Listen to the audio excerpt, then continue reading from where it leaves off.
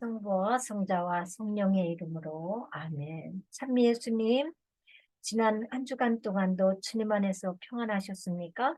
이번 주에는 주님 없는 하루길이라는 제목으로 여러분과 함께 주님의 사랑을 나누고자 합니다. 네, 저는요, 19층에 살거든요. 그래서 19층에 사는데 외출하기 위해서 제 차가 있는 곳으로 내려가려면 지하 2층까지 가야 됩니다. 지하 2층까지 부지런히 이제 엘리베이터를 타고 이렇게 해서 내려갑니다. 그러다 보면 차가 열리질 않는 거예요. 왜 그런가? 보면 열쇠를 안 가지고 갔기 때문에 그렇습니다. 그럼 여러분 어떻게 해야 될까요? 다시 또 열심히 19층까지 올라가서 네, 우리 차키를 가지고 내려가서 이렇게 또 서둘러서 외출을 하곤 하는 그런 일이 왕왕 있습니다. 또 철로 역정이라는 그런 소설이 있는데요. 이 소설은 그리스도교 신자가 천국을 향해서 순례하는 그러한 모습을 그린 소설인데요. 이 주인공이 천국을 향해서 고생고생 끝에 목적지인 천국 앞까지 갔습니다. 문 앞에까지 갔는데요. 못 들어가게 생겼어요. 왜 그럴까요? 믿음의 표를 가져가지 않았습니다. 그래서 낭패를 보는 그런 장면이 나오는 소설이 바로 철로 역정입니다.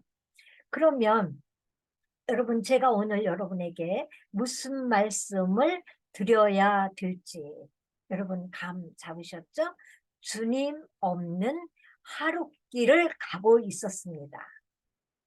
주님이 없이 갔어요. 가다 보니 주님이 없는 길을 가고 있습니다. 또 가르침을 하다 보니까 주님 없이 가르침을 하고 있어요.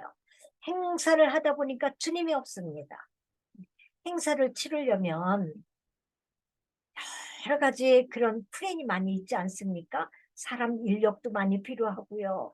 또 물자도 많이 필요하고요. 계획도 분분해야 됩니다. 그러다 보면 진정한 그 행사의 목적에서 이탈되는 경우가 많이 있습니다. 왜냐하면 결과 또는 성과 이런 것들을 추구하다 보면 그 행사의 본질을 까먹고요. 서로 의견 대립해가지고 마음 상하고 상처받고 이런 일들이 왕왕 있습니다. 이와 같이 행사하다가 보니까 예수님이 없는 행사를 할 수도 있다 이겁니다. 찬양하다 보니까 또 어떻게 돼요? 예수님이 없어요. 그러면 또 어떻게 되겠습니까? 찬양의 목적은 하느님께 영광 돌려드리는 거거든요. 그런데 인간의 서로의 그러한 결과, 네가 잘했네, 내가 잘했네, 의미 안 맞네, 뭐 여러 가지 의견이 분분하다 보면 본질에서 어긋나는 그러한 일들이 벌어지게 되더라 이 얘기입니다. 이와 같이 찬양하다가 보니까 예수님이 없는 찬양을 하게 되었다 이 얘기죠. 오늘 이야기가 바로 그런 이야기예요. 예수님께서 12살 때 있었던 이야기입니다. 부모님이 12살 난 예수님을 데리고 에루살렘 성전에 갔습니다. 왜 가셨는가 하면 과월절 축제에 참여하기 위해서, 즉 파스카 축제에 참여하기 위해서 에루살렘 성전에를 가셨습니다. 근데 축제를 다 치르고 돌아오는 길에 예수님과 어, 어머니와 함께 만나지 못하고 예수님을 잃어버렸습니다. 그래서 예수님을 다시 찾으려고 되돌아가야 했어요. 그러면 어떻게 되겠습니까? 예수님을 잃어버리고 가는 길은 되돌아가야 하는 길이에요. 그런 거와 동시에 두 배나 애간장이 타는 듯한 그런 걱정과 근심과 고통의 길이었다라는 이야기입니다. 이러한 대목을 소개하는 성경이 유일하게 루카복음 2장에만 있습니다. 루카복음에만 있어요. 그리고 예수님의 출생과 오늘 예수님이 예루살렘에 가셨던 이 이야기는 루카복음에만 있고요. 네, 마테오복음에도 출생 이야기는 있지만 오늘의 이 사건은 마테오복음에는 없습니다. 그러니까요, 12세를 기점으로 해서 출생을 빼고 소년기에 일어났던 이야기는 보도되고 있지 않습니다. 그리고 12살을 기점으로 해서 예수님 공생활이 시작이 30세잖아요. 그러니까 그 전까지의 예수님의 사생활은 성경에 언급되어 있지 않고 있습니다. 무슨 얘기인가 하면 성경에 예수님의 유년기 이야기와 청년기 이야기가 빠졌다는 이야기예요. 그렇다면 그러한 그 예수님의 사생활을 우리가 이해하려면 어떻게 해야 되는지요? 성경이 말하지 않는 부분은 우리는 말할 필요가 없습니다. 침묵을 지켜야 돼요. 그러나 본문을 이해하려면 이스라엘 백성들의 생활 풍습이라든가 관습이라든가 그들의 습관을 우리가 이해해야 된다 이 얘기입니다. 그래서 예루살렘 성전을 1년에 3번 가라라고 성경에서 얘기하는 대목이 있는데요. 왜 그렇게 되었는지 아니면 그들이 예루살렘 성전에 간 데에 어떠한 그런 습관들이 있었는지를 3가지 습관을 살펴서 보면서 오늘 본문을 묵상해 보도록 하겠습니다. 첫 번째가요. 3대 축제에 대한 법입니다. 3대 축제란 3가지에 대한 그런 축제를 얘기하는데요. 탈출기 23장 17절에는 남자들은 모두 1년에 3번 하느님 앞에 나와야 된다고 명령하십니다. 신명기 16장 16절에서도 역시 마찬가지로 남자는 해마다 3번씩 무교절과 주간절과 초막절에 이 3대 축제 때에 하느님께서 선택하시는 곳, 즉 예루살렘 성전이죠. 그곳으로 해마다 3번씩 올라가라. 이렇게 명령하셨어요. 그렇다면 왜 3번씩 올라가시라고 명령을 하셨는지요?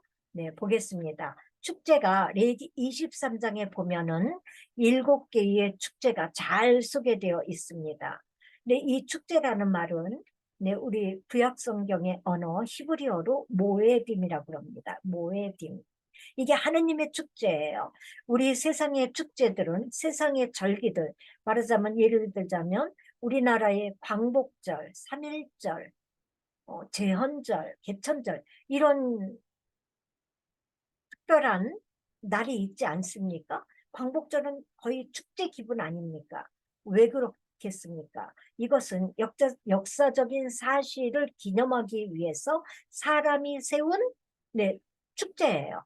그러나 하느님의 모에딤, 하느님의 축제는 주님께서 세우신 축제입니다. 사건이 먼저 있고 축제를 정한 것이 아니라 하느님께서 정하시고 이 축제가 있게 되는 거예요. 그래서 1년을 기준으로 해서 순환하는 그런 절기에 7개의 이러한 축제를 지내게 되어 있습니다. 그래서 첫 번째가 파스카 축제죠. 이스라엘 백성들이 이집트에서 나온 것을 탈출하고 해방되고 자유를 얻고 하느님의 백성으로 거듭난 것을 기념하는 축제가 파스카 축제입니다. 파스카 축제 첫째, 둘째 날에 있는 축제가 바로 무교절 축제이죠. 누룩 없는 빵을 먹는 그런 축제입니다. 그 다음에 첫 열매를 이제 드리는, 봉헌하는 그런 축제인데, 요 열매를 초실절이라고 얘기해요. 초실절. 그리고 오순절. 즉, 파스카 축제로부터 50일 되는 날 있는 오순절입니다. 그러니까 첫 열매, 초실절 때는 보리 첫 열매를 하느님께 봉헌하고요. 오순절 때는 밀을 하느님께 봉헌하는 그러한 축제입니다. 초하루, 이건 뭐냐면요. 신년 정월 초하루를 얘기합니다. 나팔절이라고 그래요. 그래서 나팔을 분다 그래서 나팔절이에요. 대속제일, 우리로 얘기하면 대판공일입니다. 그래서 나라와 국가와 또 사제와 모든 백성들의 죄를 이날 다 용서받는 날, 대속제일이라고 그러고요. 이집트에서 탈출해서 광야에 나와가지고 38년을 살게 되는데 이들이 초막을 이렇게 텐트를 치고서는 그때 그 시절을 회상하면서, 기념하면서 하느님이 살려주시고, 하느님이 구원해 주시고, 하느님의 백성으로 삼아주신 것에 감사하면서 지내는 그러한 축제일이 초막절입니다. 그래서 하느님께서 1년에 3번 예루살렘 성전으로 올라가라고 명령한 것은 파스카 축제, 오순절 축제, 초막절 축제, 이렇게 3축제 때에 이스라엘 남자들은 반드시 하느님이 선택한 예루살렘 성전을 순례하라, 이렇게 명령을 하셨다는 이야기입니다. 그래서 오순절을 기점으로 봄에 이루어지는 축제를 갖다가 봄절기 축제다 얘기하고요. 이것을 이제 초림 예수를 상징한다 얘기하죠. 그리고 오순절을 기점으로 초막절까지 이루어지는 이 축제를 갖다가 가을절기 이렇게 얘기해요. 그래서 여기는 재림, 네, 재림 예수를 상징합니다. 그래서 이스라엘 백성들은 이 파스카 축제일만 되면, 축일만 되면요, 예루살렘에서 32km 반경 안에 살고 있는 성인 남자는 모두 예루살렘으로 모이게 되어 있습니다. 그러나 이스라엘 역사는 전쟁의 역사이고요, 흩어짐의 역사입니다. AD 70년에 로마로부터 온전히 예루살렘 성전이 파괴되었습니다. 그리고 온 세계를 다 흩어져서 살으라는 그러한 명령이 떨어졌어요, 로마로부터. 그래서 그로부터 1900년 동안 온 세상에 다 흩어져서 살았어요. 그러니 그 사람들을 디아스포라라고 얘기하거든요. 디아스포라 된 유대인들이 어떻게 1년에 3번 예루살렘 성전에 갈 수 있겠습니까? 그러니까 되도록이면 파스카 축제 때만 이제 예루살렘 축제, 예루살렘 성전으로 가라라고 이제 명령을 하게 되었는데, 그것도 그들은 그렇게 받아들이지 않습니다. 그러나요, 실제적으로는 남자, 여자, 어린이, 아이, 또 국내외에 사는 모든 유대인들, 즉 이스라엘 사람들이 지금도 다 모이는 축제가 바로 파스카 축제입니다. 이 이스라엘 사람들은 1년간 돈을 열심히 모는 거예요. 밖에 전 세계에 흩어져 있는 그러한 이스라엘 사람들이 열심히 1년 동안 돈을 모아가지고요, 파스카 축일에 한 번 예루살렘 가는 것, 예루살렘 순례 가는 것, 이것을 유일한 낙으로 삼고 있는 민족이 바로 이스라엘 민족입니다. 두 번째, 이들의 그 습관은 쉐마 교육이죠. 율법 교육입니다. 그래서 민수기 15장 37절부터 41절에는 이렇게 얘기합니다. 너는 이스라엘 자손들에게 이르라고 얘기해요. 그러면서 대대로 옷자락에다가 술을 만들고 그 옷자락에다가 끈을 달아가지고요, 거기에다가 말씀을 적어서 넣는 겁니다. 매듭을 만들어가지고요. 그것을 볼 때마다 주님의 계명을 기억하고 실천하고, 실천하고 거룩한 사람이 되게 하라는 겁니다. 그러니까 다른 것에 마음을 쏠리지 않게 하기 위해서, 눈을 다른 데로 돌리지 않게 하기 위해서 옷에다가 술을 만들고 거기에다가 율법, 즉 하느님의 토라, 말씀을 상징하는 매듭을 다 짓는 겁니다. 저 가지고 그거를 보면서 하느님의 계명을 기억하고 실천하고 행하고 거룩한 사람이 되라 라고 명령을 하는 겁니다. 이게 바로 말씀 교육, 쉐마 교육이에요. 그래서 나는 너희의 하느님이 되려고 너희를 이집트 땅에서 이끌어낸 주 너희 하느님이 명령하는 것이다, 이 얘기예요. 그래서 이 쉐마 교육을 철저히 시킵니다. 이게 바로 기독보예요. 기독보. 우리로 얘기하면 미사포 같은 것인데, 미사포하고는 조금 다릅니다, 의미가. 이렇게 옷술에다가요, 옷에다가 술을 이렇게 다는 겁니다. 그래서 뇌 귀퉁이에다가 긴 술을 달아요. 그래서 이것을, 이 기독보를 타일릿이라고 얘기합니다. 그리고 술은 갖다가 찌찌뜨라고 얘기해요. 옷단의 술입니다. 요 매듭을 질 때마다 다 의미가 있습니다. 몇 번 매듭을 짓는 거예요. 그래서 이 매듭의 숫자를 다 세보면 무슨 말씀을 뜻하는가 하면 신명기 6장 3절 얘기입니다. 하느님은 한 분이시다, 이 뜻이에요. 하느님은 한 분이시다. 이런 의미입니다. 그래서 루카복음 8장 45절에 나오는 하유라는 여인이 예수님의 옷자락을 만졌기 때문에 병이 금방 낫잖아요. 그게 바로 이 찢찢들을 만진 겁니다. 그냥 단순한 옷자락이 아니에요. 하느님은 한 분이시다. 네? 에카드 아도나이. 에카드 한 분이라는 거예요. 아도나이. 그들은 하느님의 이름을 함부로 부르지 않습니다. 네. 그렇기 때문에 아도나이라고 얘기해요. 하느님은 한 분이시다 라는 의미의 매듭을 잡는 순간 이 여인은 고침받았습니다. 그래서 이들의 쉐마 교육을 살펴보면 이게 바로 ABC 우리 비스켓이에요. 유대인들도 마찬가지입니다. 3살이 돼요. 아기들이 3살이 되면은 3살 된 아기에게 옷단에다 수를 아까 다는 겁니다. 달고 알파벳 공부를 하게 되는데 알파벳 공부 민수기에 나와요. 이 이야기가. 이때에 알파벳 과자에다가 꿀을 발라서 애들에게 먹이는 겁니다. 그러면서 무슨 공부를 무슨 말씀을 이들에게 얘기하는가 하면은 시편 19편 11절에 이런 말씀이 나와 있습니다. 주님의 말씀은 꿀보다도 달다. 생청보다도 달다. 이런 얘기가 나오거든요. 그러니까 알파벳을 만든 과자에다가 꿀을 발라서 먹이는 거예요, 애들을. 그러면서 말씀은 꿀과 같이 달다라는 사실을 이들에게 가르치면서 공부하게 합니다. 몇 살부터요? 3살부터. 또 5세가 되면 어떻게 쉐마 교육을 시키는가 하면 시편과 신명기를 어머니로부터 배웁니다.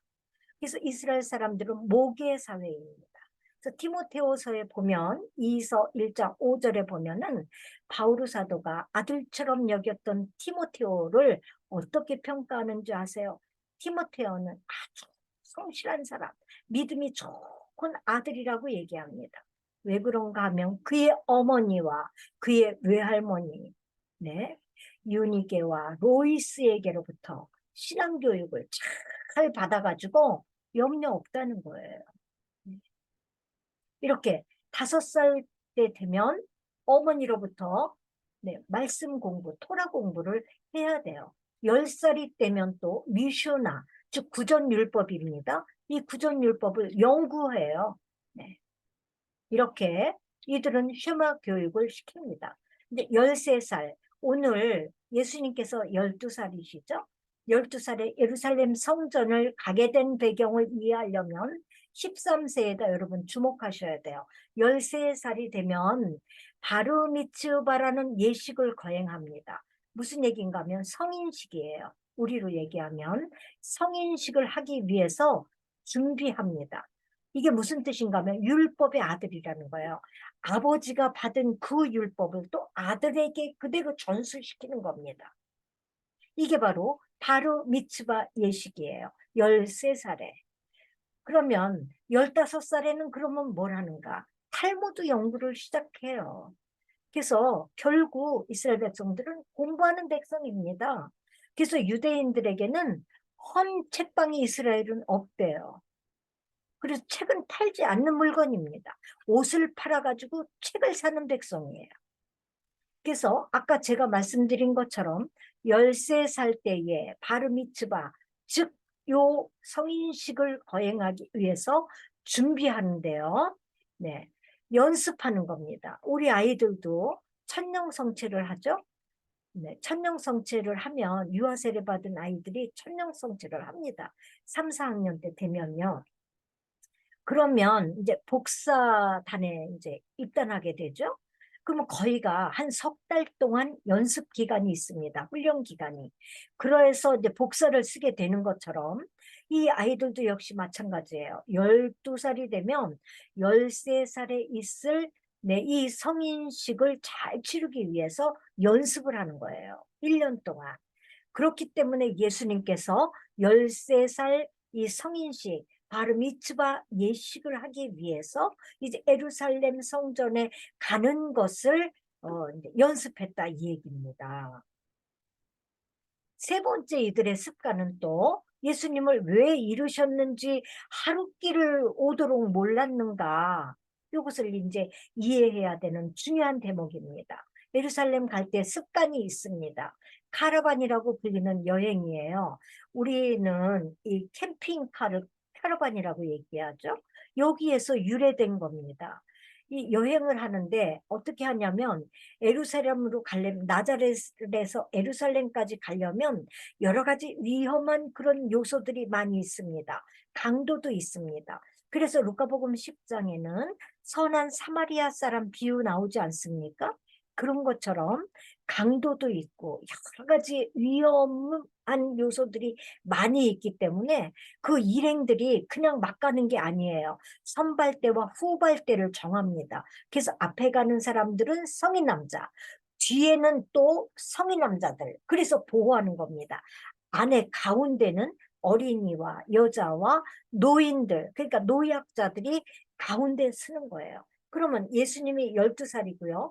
아직 성인식을 하지 않았습니다. 그럼 어린이에 속하죠? 그럼 가운데 계시게 되는 거예요. 가운데.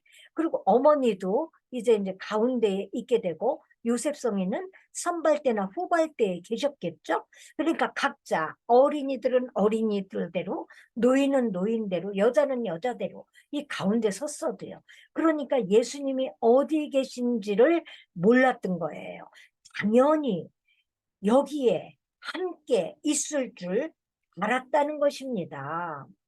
그렇기 때문에 예수님의 부모들, 즉 요셉 성인하고 우리 성모님은 예수님을 데리고 예루살렘에 가서 파스카 축제를 지키고 이제 오는데 예수님 당연히 아이들과 또 어린이들과 노인들 무리 속에 당연히 있으리라고 여겼겠죠. 그런데 하룻길을 오다 보니까 예수님이 안 계셨어요. 걸어온 길이 멀었지만 다시 예루살렘으로 갈 수밖에 없었습니다. 그래서 예루살렘으로 가가지고 예수님 가실 만한 친척집, 가실 만한 곳 다 돌아다녀 본 겁니다. 갈 만한 곳 다 가보았어요. 그런데 없었습니다. 이틀이나 걸렸어요. 사흘 만에 예수님을 찾았습니다. 예수님의 부모들은 마지막으로 이제 성전으로 가봤어요. 그랬더니 뜻밖의 예수님이 거기에 계시지 않았습니까? 네. 오늘 본문 이야기가 바로 이런 이야기예요. 가다 보니까 예수님이 없는 길이었다. 예수님 없이 가는 길에는 어려움이 있어요. 걱정과 근심과 고통과 애간장이 녹는 그러한 일이 있을 수밖에 없습니다. 그래서 예수님 없는 길은 어떤 길이었는지를 이제 두 가지로 살펴보겠는데 첫 번째는 애타는 일이 생겼다라고 우리 본문은 48절에서 얘기합니다. 그래서 그냥 막 예루살렘에 가가지고 가실 만한 데를 다 돌아다녔으니 얼마나 혼비백산했겠어요. 걱정과 근심과 애간장이 다 녹아내렸습니다. 그래서 아들 예수님에게 이렇게 얘기했어요. 얘야, 우리에게 왜 이렇게 하였느냐? 네 아버지와 내가 너를 애타게 찾았단다. 얘기했습니다.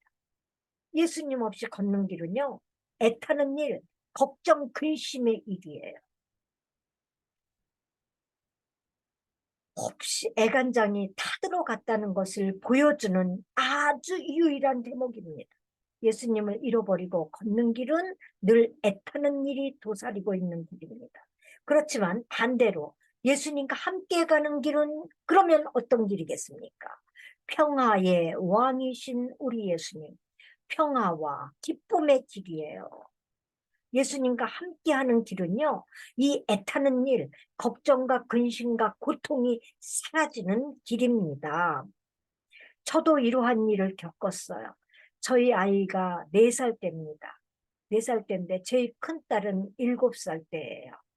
7살 때인데 저희 큰아이가 웅변을 곧잘 했어요. 그래서 이제 전국대회를 나갔는데 결국 그 대회에 나가서 입상은 했어요. 그랬는데 저희 아들이 길을 잃었습니다. 그래서 1시간 반 동안 이 아이를 찾느라고 얼마나 헤맸는지 몰라요. 얼마나 울며 불며. 나중엔 이제 그때는 파출소죠. 파출소로 가서 신고했어요. 신고하고 또 막 그래도 연락이 없으니까 막 돌아다니다가 집에를 와봤습니다. 이모님네 집에 가서 그 웅변대를 가려고 이모님네 갔었거든요. 그래서 이제 이모님네 집으로 막 달려가 보니까 애가 거기 집에 오는 거예요. 세상에. 그래서 1시간 반 만에 아이를 찾은 일이 있습니다. 그래서요, 오늘, 네, 예수님을 잃고 그렇게 헤매다가 성전에 가서 찾으면서 내가 얼마나 너 아빠하고 내가 얼마나 애탔는지 아는가 라면서 애가 탔다라는 그 말이 바로 걱정과 근심이라는 뜻과 동의어예요. 메린나 갈라진 마음이 두 개로 갈라졌어요. 성모님도 요셉성님도 하느님이 예수님을 어? 어떻게 그렇게 예수님의 출생이 범상치 않았잖아요. 하느님의 뜻이 있으려니 라고 믿었으면 네, 어찌 됐겠습니까? 결국 두려움 때문에 그랬던 거예요. 아들을 잃을까 봐. 그래서 두려워서 그렇게 애가 탔던 겁니다. 지지난번 강의였죠? 여러분, 주님은 맡긴 것은 철저하게 맡아주는 분이시다. 라는 그런 제목으로 제가 강의하지 않았습니까? 그 강의에 뭐예요? 우리의 길을 주님께 맡기라. 제가 말씀드렸어요. 우리의 모든 일을 주님께 맡기라. 걱정과 근심도 주님께 맡기라. 무거운 짐도 주님께 맡기라. 네. 복수하는 것도 주님께 맡기라. 또 기도의 결과도 주님께 맡기라 얘기했어요. 거기에서요. 걱정과 근심도 주님께 맡기라의 단호하고요. 오늘 성모님이 내가 얼마나 애탔느냐 이 말하고 동의어란 얘기예요. 백만장자의 아들이 있습니다. 당장 백만장자 우리 아버지가 백만장자면 뭐예요? 주머니에 10만 원 없다고 여러분 웁니까? 네. 잠 못 잔다고 백만장자 아들이 울어요? 밥 못 먹었다고 웁니까? 백만장자가 누구냐면 하느님이세요. 하느님은 부자예요. 온 세상이 다 우리 아버지 하느님 것입니다. 왕 중에 왕이 우리 하느님 아버지시잖아요. 그렇기 때문에 예수님과 함께하는 길은 근심이 없어지는 길입니다. 파도치지 않는 바다 어디 있어요? 파도치다가도 바다는 빨리 잔잔하게 되잖아요. 여러분, 춥지 않는 겨울 있어요? 그래도 봄이 옵니다. 병나지 않는 사람 어디 있어요? 그래도 건강을 찾게 됩니다. 세상에 여러분 애타는 일 없는 사람 어디 있습니까? 걱정 근심 없는 사람 어디 있어요? 그러나 믿음의 사람들은 걱정과 근심과 애간장이 녹아나는 듯 그렇게 힘들다가도 곧 벗어나야 됩니다. 왜냐하면 우리 하느님 아버지께서는 우리를 지켜주는 바위예요. 방패예요. 산성이니까 그렇습니다. 바위라는 뜻은 무슨 뜻이냐면 바위, 네, 이게 자르라는 뜻인데요. 바위, 이렇게 바위가 두 개가 있잖아요. 근데 이렇게 깨진 바위가 있습니다.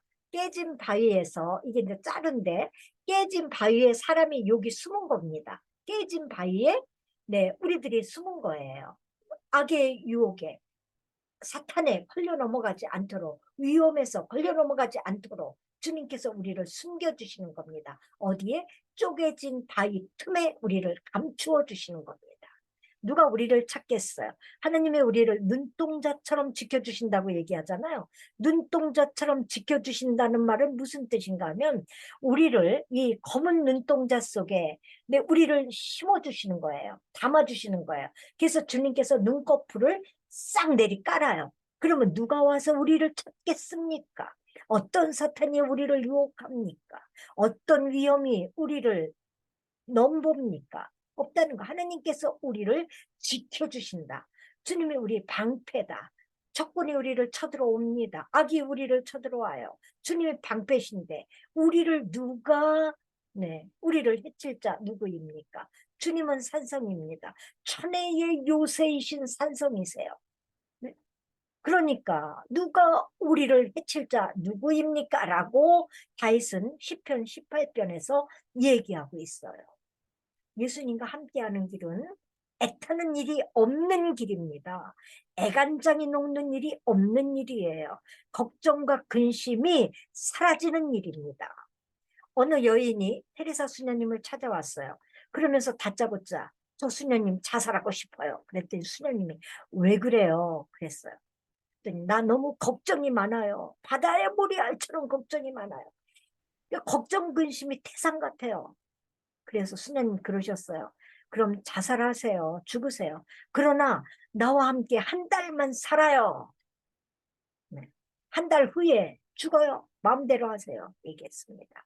한 달 수녀님과 살면서 병든 자와 가난한 자와 고통받은 자와 또는 소외받은 자와 이런 사람들하고 한 달 살면서 이 여인이 이렇게 생각했습니다. 나는 얼마나 복이 많은 사람이냐.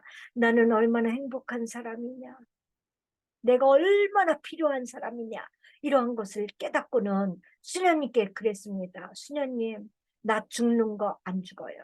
내가 얼마나 필요한 자인지, 내가 얼마나 행복한 자인지 이제야 깨달았습니다. 라고 이야기했습니다.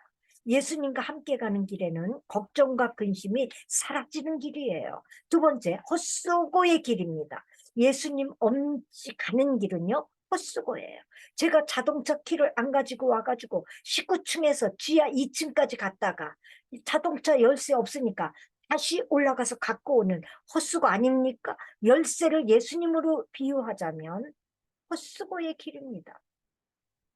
오늘 44절이에요. 일행 가운데 있으려니 여기면서 하룻길을 갔다. 그런 다음에야 친척들과 친지들 사이에서 찾아보았지만 찾아내지 못하였다. 그래서 예루살렘으로 돌아가서 그를 찾아다녔다. 사흘 뒤에야 성전에서 그를 찾아냈는데 라고 본문은 얘기합니다.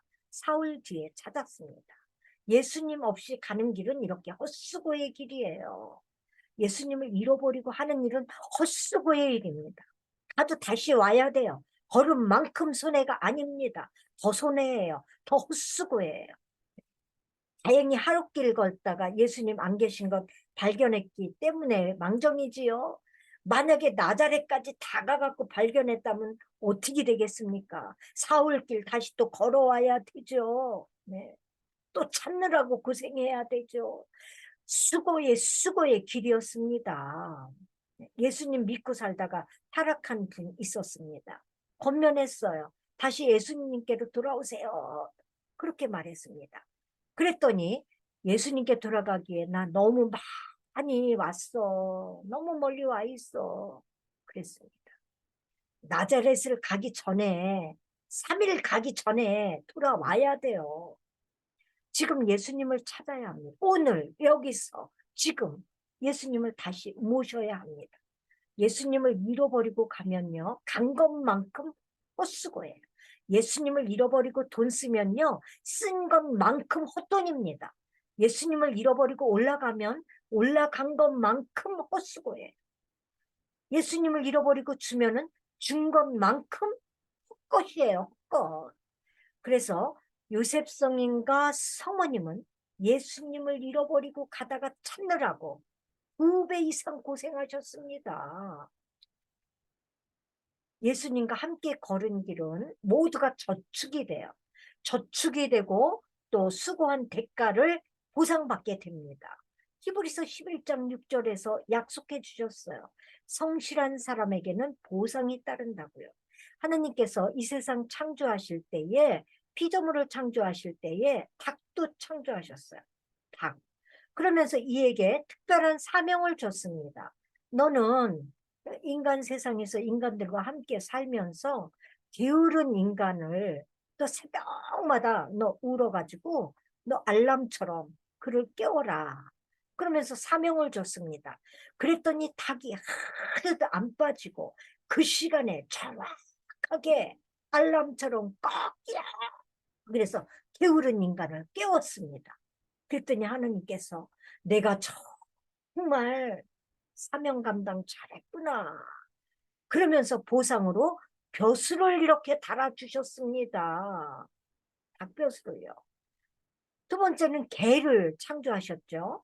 개를 창조하면서 인간들을 좀 너 안전하게 보호해줘라. 그러면서 도둑 지키는 사명을 주셨습니다.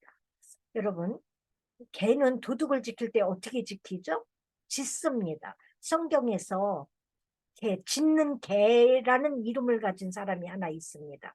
근데 자기의 사명을 충실히 해서 하느님께서요, 큰 복을 주셨어요. 2배의 복을 주셨습니다. 누구냐면 갈렙입니다. 여호수아와 갈렙. 갈렙이라는 말 뜻이 짖는 개라는 뜻이에요. 여러분, 갈렙이 정탐꾼 12명의 정탐꾼 중에서 여호수아하고 갈렙만이 맞다. 그 지역에는 거인들 산다. 정말 성도 어마어마하게 크다. 또한 열매도 뭐 대단히 많이 달렸다. 우리는 거기다 대니까 정말 메뚜기처럼 뜨끔했다. 그들은 거인이다. 잘 먹고 잘 살아서. 우리가 저들을 어떻게 치고 들어가느냐? 못 가요. 얘기했어요. 그랬을 때 갈렙이 그랬잖아요. 맞아. 저들이 하는 이야기, 너희들이 하는 이야기는 맞다. 그러나 하느님께서 함께 하시면 그들은 우리들의 밥이다. 라고 얘기했습니다. 그래서 하나님께서 어떻게 됐어요? 갈렙은 여호수아 갈렙에게 보상하셨습니다. 여호수아에게는 에프라임 지파예요. 딥나세라 성을 또 덤으로 주셨어요. 네? 여호수아에게만 또 주셨습니다. 자기 지파는 다 또 주고요. 그리고 갈렙은 유다 지파잖아요. 유다 지파에게 또 땅이 최고로 많아요. 다른 지파보다 유다 지파가 훨씬 땅을 많이 차지하게 해줬어요. 왜냐하면 인구가 많기 때문에 그렇습니다. 그러나 갈렙도 유다 지파인데 갈렙에게만 헤브론 성을 주셨죠. 보상해 주셨어요. 그래서 이 개도 너무 인간들을 잘 도와줬어요. 도둑을 잘 지켰습니다. 그래서 원래 이 개가 다리가 3개였답니다. 그런데 보상으로 다리를 4개 주셨어요. 4개로 달아주셨어요. 편리하게 다녀라. 그래서 이 개가 소변을 볼 때마다 다리 하나를 이렇게 들잖아요. 왜 그런지 아세요? 주께서 달아주신 이 다리 하나에 이 소변 오줌이 묻을까 봐 다리 들고 넣는 거예요. 3번째 동물이 돼지입니다. 돼지에게도 하나님께서 사명을 주셨겠죠. 무슨 사명을 주셨는지는 안 나와 있어서 모르겠지만 어쨌건 돼지는 잠만 잤습니다. 하나님 주신 사명 감당하지 않고 잠만 잤어요. 원래 돼지는 코가 삐죽했답니다. 그래서 하나님께서 그냥 코를 그냥 꽉 눌러가지고요. 코가 이렇게 납작해진 겁니다. 납작코가 됐어요, 돼지가. 이 이야기는 탈무드 유머입니다. 이스라엘 백성들은 전쟁의 역사, 디아스포라, 흩어짐의 역사라고 얘기했죠. 1900년 동안 나라 없이 오늘은 이곳, 내일은 저곳, 오늘은 이 나라, 내일은 저 나라. 아들이 지구본을 보고 아버지 내일은 우리 어느 나라에 가서 살아요 라고 이야기했다는 일화가 있습니다. 그렇듯이 그들이 괴롭고 슬프고 그렇게 고통스럽게 살면서도 애간장이 녹는 것처럼 살았어도 그들은 웃음을 잃지 않았습니다. 왜냐하면 자기들은 하느님의 특별한 백성이라는 선민사상이 뚜렷하게 있었습니다. 자기들은 토라의 백성이라는 자부심을 가졌습니다. 율법의 백성이라는 그런 긍지가 있었습니다. 그래서 우리는 하나님은 우리에게 있어서 기쁘게 살고 행복하게 살으라고 우리를 창조하시고 우리를 선택하셨다. 이런 믿음으로 우리 기쁘게 살자. 그래서 유머를 발전시켰습니다. 그 유머를 발전시킨 유머가 바로 탈무드 유머예요. 이 내용은 탈무드 유머에 있는 그 내용입니다. 그래서 예수님을 성전에서 이제 찾을 수 있었는데요. 왜 저를 찾으셨습니까? 저는 제 아버지 집에 있어야 하는 줄 모르셨습니까? 이렇게 애따하는 부모에게 예수님 이 말씀을 하셨습니다. 예수님 어디서 찾았다고요, 여러분? 네, 성전에서 찾았습니다. 몇 살 때요? 12살 때예요. 이것을 우리는 예수님의 그러한 그 생애, 예수님의 공생할 때에 이루어질 수 있는 예언입니다. 그래서 성전 중심의 신앙생활을 하신 분이 바로 예수님이시고요. 우리 역시 마찬가지입니다. 예수님 중심의 신앙생활을 해야 되겠고요. 말씀 중심 신앙생활을 해야 된다라는 그런 메시지를 저희들에게 던져주고 계십니다. 그렇습니다. 예수님의 부모는 우리 예수님을 잃어버리고 걸었습니다. 예수님 없는 길을 걸었어요. 예수님 버리고 걷는 길은요, 애타는 길이에요. 두 번째는 헛수고의 길이에요. 그런데도 다행히도 우리 요셉 성님과 마리아는 성전에서 예수님을 찾았습니다. 우리 만약에 예수님을 잃고 혼자 걸어가고 있지는 않는지요? 예수님 안 계신 일을 하고 있지는 않는지요? 예수님 잃어버린 그러한 봉사는 하고 있지 않는지요? 예수님 버린 사업을 하고 있지는 않는지요? 요셉성님과 마리아가 성전에서 예수님을 찾았어요. 애간장이 녹아 들어갔습니다. 걱정과 근심이 산 같았어요. 예수님 잃어버리고 살았던 그 기간이요. 그러나 예수님을 찾았을 때는 행복했죠? 예수님과 함께하는 길은 축복의 길입니다. 예수님이 말씀하셨어요. 어머니에게, 아버지에게. 어찌하여 나를 찾으셨나이까? 내가 내 아버지 집에 있어야 될 줄 알지 못하셨나이까? 그렇게 얘기했습니다. 우리 역시 주님 없는 일을 하고 있다면, 주님 없는 길을 가고 있다면, 주님 안 계신 봉사를 하고 있다면, 주님 없는 가르침을 하고 있다면, 주님 없는 사업을 하고 있다면, 오늘 여기 말씀 중에서요, 지금 찬양 중에 예수님이 우리와 함께 하시니 예수님을 꼭 찾으셔서 가정으로 모시고 가시고 삶의 자리로 돌아가시는 이 기도회가 되고요. 저나 여러분이 되기를 주님의 이름으로 축복합니다. 감사합니다, 여러분. 한 주간도 주님 찾으시는 그러한 복된 나날 되시기를 바랍니다. 영광이 성부와 성자와 성령께 처음과 같이 이제와 항상 영원히 아멘. 성부와 성자와 성령의 이름으로 아멘.